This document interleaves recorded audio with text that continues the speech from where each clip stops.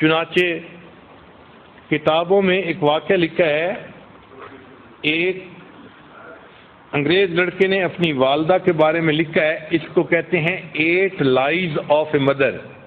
کہ ایک ماں جس نے 8 جھوٹ بولے۔ تو وہ لڑکا کہتا ہے کہ میرا والد بہت غریب تھا، وہ فوت ہو گیا تو میں اپنی مدر کے پاس رہنے لگا۔ اب مدر کا کوئی ذریعہ آمدنی نہیں تھا،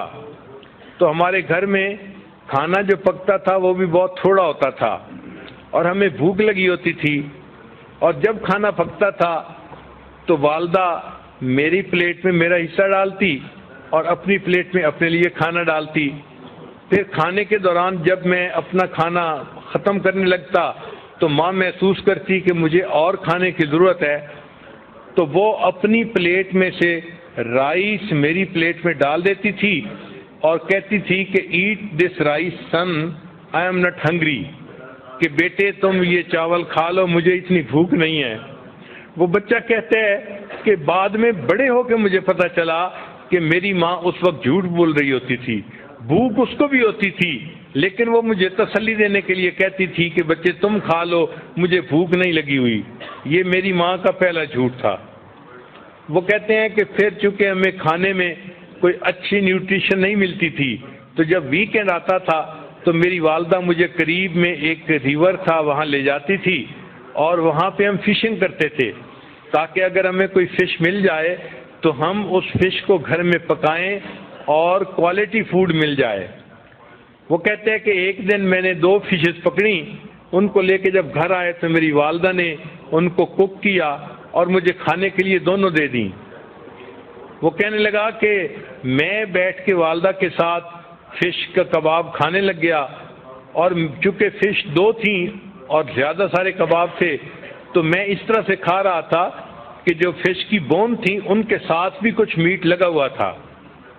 تو میں کھا کے رکھتا جا رہا تھا۔ میری والدہ آ کے میرے پاس بیٹھ گئیں اور اس نے وہ جو بونز تھیں وہ اٹھا کے ان کے ساتھ جو میٹ تھا وہ کھانا شروع کر دیا۔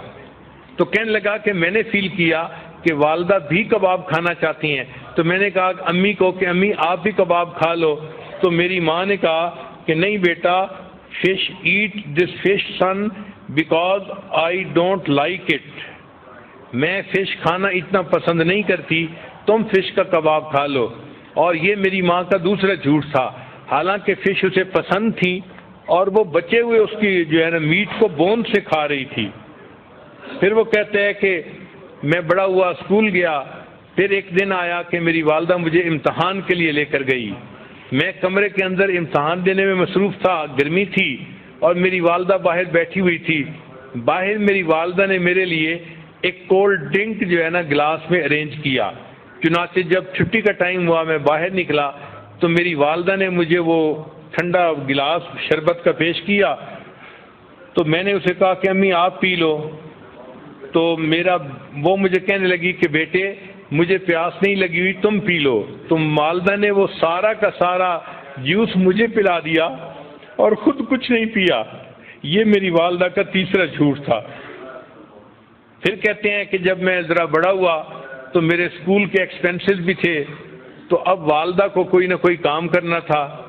تو والدہ نے کیا کیا کہ قریب میں ایک میچ فیکٹری تھی، تو وہاں سے خالی ڈبے لے کے آتی تھی اور گھر میں رات کو بیٹھ کے ان کے اندر میچز کو بھرا کرتی تھی۔ چنانچہ ایک رات میں نے دیکھا کہ والدہ ساری رات جو ہے وہ بیٹھ کے کام کرتی رہی کہ تاکہ اس سے کچھ پیسہ ملے اور میرا خرچہ چلے۔ کہتے ہیں صبح کے وقت جب میری آنکھ کھلی تو میں نے دیکھا، تو میں نے امی سے کہا کہ امی آپ سو جائیں، تو ماں نے مجھے دیکھ کے کہا کہ go to sleep my dear son, I am not tired, کہ بیٹے تم سو جاؤ، میں ابھی تھکی ہوئی نہیں ہوں۔ یہ میری والدہ کا 5واں جھوٹ تھا، حالانکہ وہ تھکی ہوئی تھی لیکن مجھے اس نے کہا کہ میں تھکی ہوئی نہیں ہوں، تم سو جاؤ۔ پھر وہ کہتا ہے کہ میں نے اسکول میں اچھی پرفارمنس دکھائی، اس کے اوپر مجھے اسکالرشپ مل گیا اور مجھے امریکہ کی ایک بہترین یونیورسٹی میں داخلہ مل گیا، تو میں اپنے گھر سے امریکہ شفٹ ہو گیا۔ وہ کہتے ہیں کہ جب میں پڑھنے کے لیے وہاں چلا گیا تو فون پہ میری والدہ مجھے کہتی رہتی اپنا خیال رکھنا، اپنی پڑھائی کا خیال رکھنا، یہ کرنا وہ کرنا۔ وہ کہتے ہیں کہ پڑھنے کے بعد پھر مجھے ایک جاب مل گئی تو میں نے ایک گھر بھی کرائے پہ لے لیا، اور اس کے بعد پھر میں نے شادی کا بھی پروگرام بنا لیا، حتیٰ کہ میری شادی ہو گئی۔ تو میں نے اپنی والدہ کو بتایا تو والدہ نے کہا کہ بیٹا تم اپنی بیوی کو خوش رکھنا اور اپنے گھر میں خوشی سے زندگی گزارنا۔ میں نے والدہ سے کہا کہ امی آپ یہاں آ جائیں، ہم میاں بیوی اکیلے ہیں، آپ ہمارے پاس آ کر رہیں، ہمیں آپ کی جو ہے وہ کمپنی بھی مل جائے گی اور میں آپ کے لیے اداس بھی ہوں۔ تو میری والدہ نے مجھے کہا کہ نہیں بیٹا، مجھے تو جو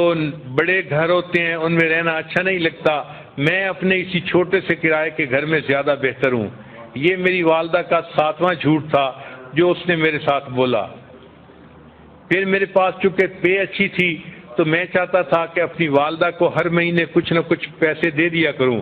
تو میں نے ایک مرتبہ کچھ پیسے اپنی والدہ کو بھجوائے تو میری والدہ نے وہ پیسے مجھے واپس بھجوا دیے۔ تو جب میں نے پوچھا کہ امی آپ نے پیسے واپس کیوں بھجوائے، تو والدہ نے کہا کہ بیٹا میرے پاس انف منی تھی، مجھے اور پیسے کی ضرورت نہیں تھی۔ یہ میری والدہ کا جو ہے وہ 7واں جھوٹ تھا جو اس نے میرے سامنے بولا۔ پھر کچھ ایسے دن گزرے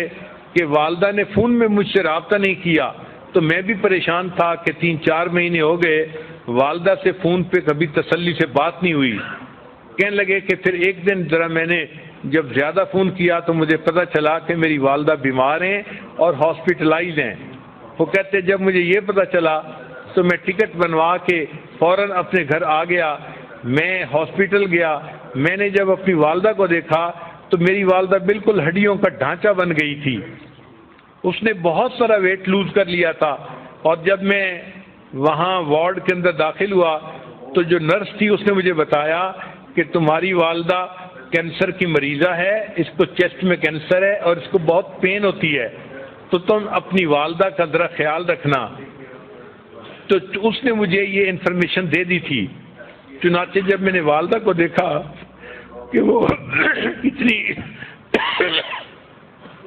اتنی کمزور ہو گئی ہیں اور اتنا ویٹ لوز کر لیا ہے تو میری آنکھوں میں سے آنسو آ گئے، میں نے رونا شروع کر دیا۔ تو والدہ نے مجھے روتے دیکھ کر کہا